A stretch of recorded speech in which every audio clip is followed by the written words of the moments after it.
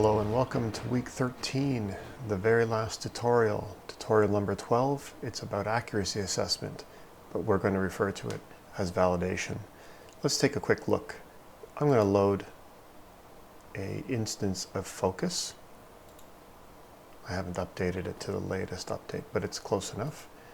I'm going to drag this PIX file, I'm going to drag it into the Files tab. And then I'm going to maximize my window. In here, we have a series of rasters. We have all of the original multispectral data, but we also have a maximum likelihood classification layer from a previous lab that we worked on. So I'm going to right-click on here and view this in pseudo-color. Probably looks familiar. It should look familiar. And then I'm also going to click on NIR, holding down the control, hit red and green. Right-click, view as RGB, and back to the Maps tab. We see that we have two different data sets. We have our multispectral image, and we have our categorical classification layer. Perfect.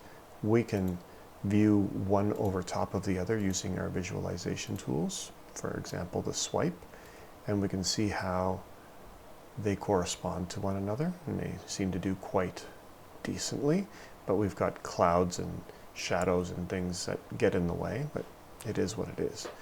Okay, so we know that these are the corresponding layers that we want to work with. So let's shut this down and start a new instance just so that there isn't anything stuck in memory as we start to do this. So I'm going to actually close and discard any changes. Then I'm just going to open up focus again. Sometimes when you open up focus too often, it leaves something behind, and sometimes it causes the software to not like that, and occasionally it crashes on us. Oops, that's not what I wanted to do.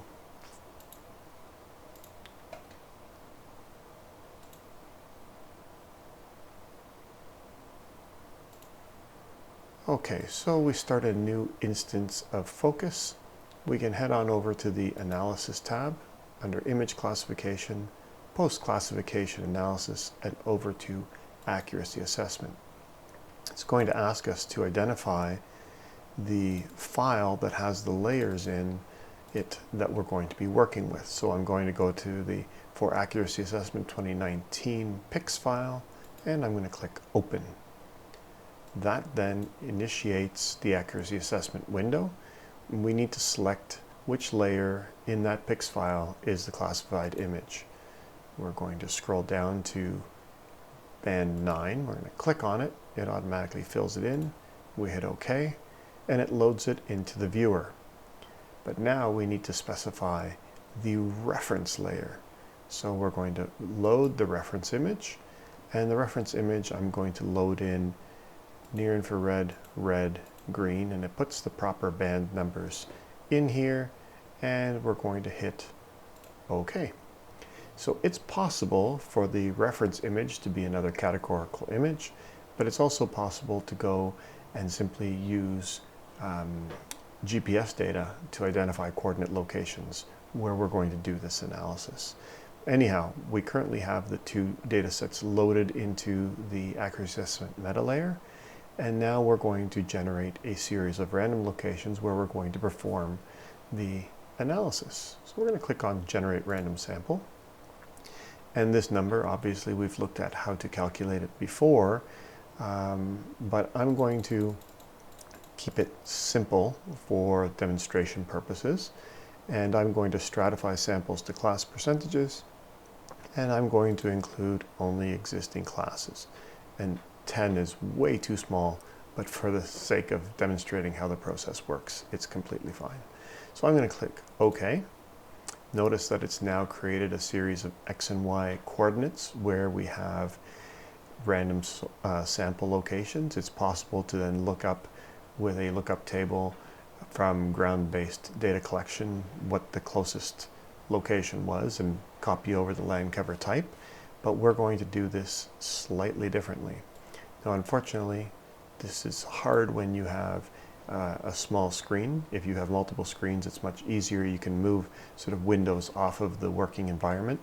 But we're gonna try to do this as best we can. So let's make sure that we can see as much as we need. Make this a little bit down here. You'll see that on the image I've got these red X's. You can see a couple of them there. You can see a few of them down here. Those are the random samples, one row, one XY coordinate for each random location. When I click on any of these numbers, it will highlight the point of interest. At this scale, it's really hard to see what that location is. We can always grab the zoom tool and zoom right in there and say, well, what land cover type is at this location? Well, it's a little hard to see through the red X, but I can turn that X off and on, and you can see the little blue mark. That's the pixel that I'm actually interested in. And I look at that and I say, that looks to me like it's vegetation. Okay, so back to this window. On this line, we simply click vegetation, and it fills in that row for us, and it goes to the next location, which is here. So, well, what land cover type is here? Ooh, that looks like it's a little bit of cloud. Okay, so let's label that one as cloud.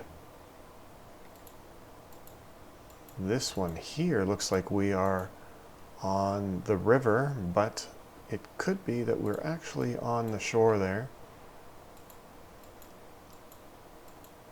That looks like it's in this pixel right here,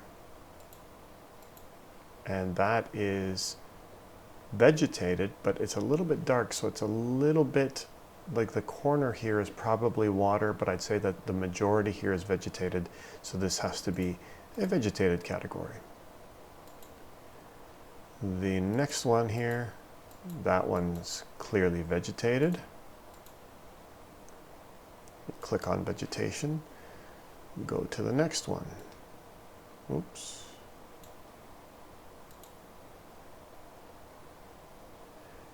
This one here, also vegetated pixel.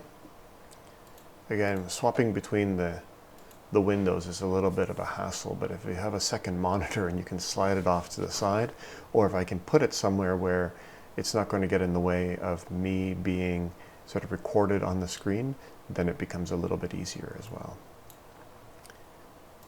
This one here, that location right there, vegetated. This one here, clearly water. And this one, vegetated. This one here looks like it's the disturbed region. Yes, disturbance. And this one here, let's just be sure, I think it's water.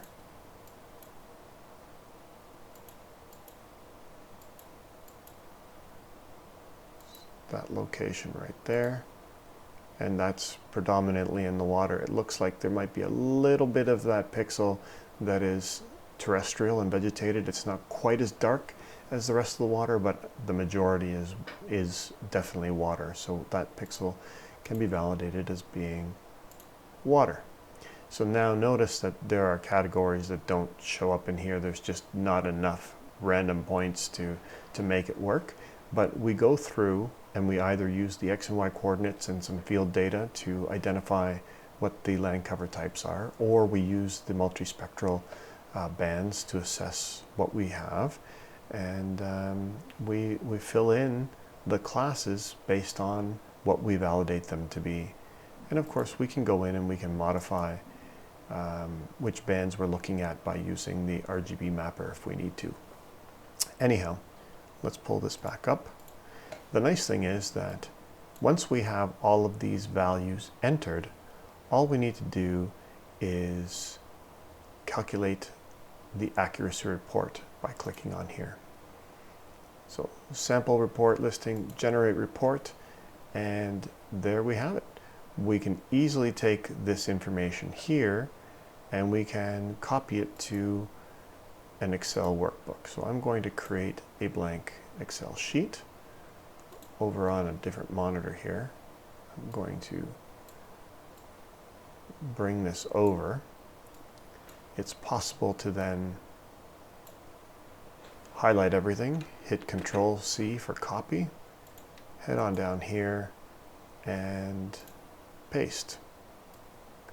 Now you'll notice that it tries to ram everything into one column, which is not really useful. So if we highlight this column and we head up over to Data, and on Data we can click on Text to Columns. We're going to use the delimited version, which means that if we have one of these vertical bars or a space, we should be separating the values into proper columns. So let's click Finish. That column is a little bit wide now. And these all seem like they could just shift over. We can then do some basic cleaning and editing, but we now have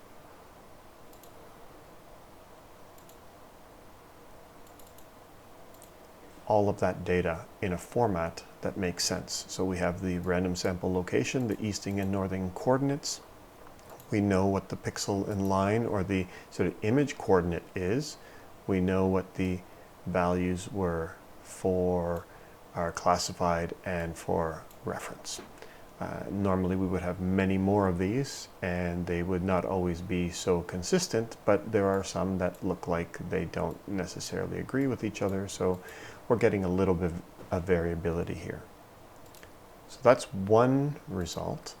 The next result is to calculate the error or the confusion matrix, and we can hit report there and boom, it calculates that for us, just like we were doing earlier, but now it does it for us, and we can again paste that information and then clean it up and edit it in Excel and make it a little bit more presentable than this text version with weird spacing as we have it on the accuracy report.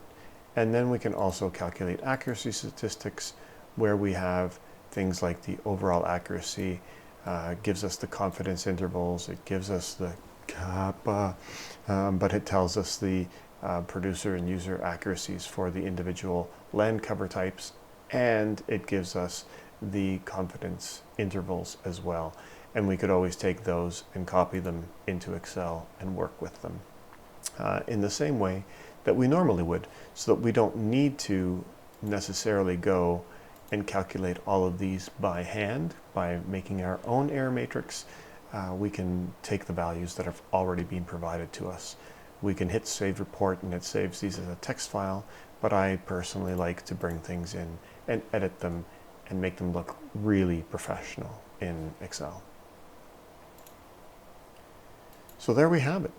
To do a validation in PCI Focus, all we have to do is have a PIX file that has both the classified layer in it together with the validation data set. So if you're validating from the original multispectral data, make sure that the layers have all been transferred into a consistent PIX file, and then go ahead, generate a set of random samples, and then sample by sample, zoom in, look at the image, look at the spectral signature, look at the context, identify what the land cover type is by clicking on it, go through the entire list, and then when you're done, you might want to save the results. There's a save button here, and then create your accuracy reports. And that's all there is to it. Make it look nice and neat and write it up into your report. So now you know how to validate your data, and it provides closure and a nice endpoint to this course. I hope you enjoyed what you saw, and I hope that you find some of this useful, and I really do hope to see you next semester in Geography 4440. All the best, have a good vacation, and we'll talk to you soon.